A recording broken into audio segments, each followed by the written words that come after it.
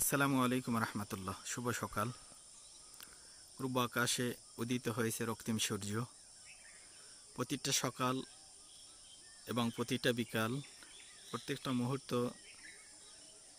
আল্লাহ তাআলার পক্ষ থেকে বান্দার জন্য এক একটা অসংখ্য নিয়ামতের ডালা নিয়ে এই পৃথিবীতে আগমনী বার্তা শুরু করে।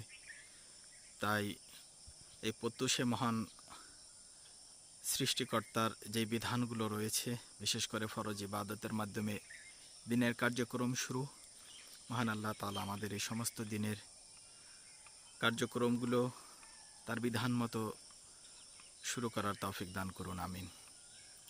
দেখতে পাচ্ছেন পূর্ব আকাশে রক্তিম সোনালী সূর্য পৃথিবীটাকে আলোকিত করার জন্য মহান আল্লাহ তাআলার হুকুম অনুসারে এই পৃথিবীতে আলো বিচ্ছরিত করছে।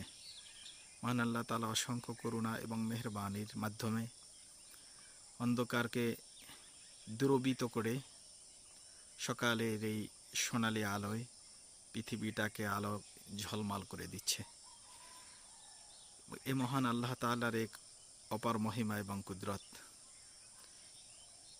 কি চমৎকার সকালের এই সূর্যোদয়! আল্লাহ তাআলা সারাটা দিন তার আনুগত্যশীল বান্দা হিসেবে আমাদের দিনগুলো অতিবাহিত করার তৌফিক দান করুন, আমিন। আসসালামু আলাইকুম রহমতুল্লাহ।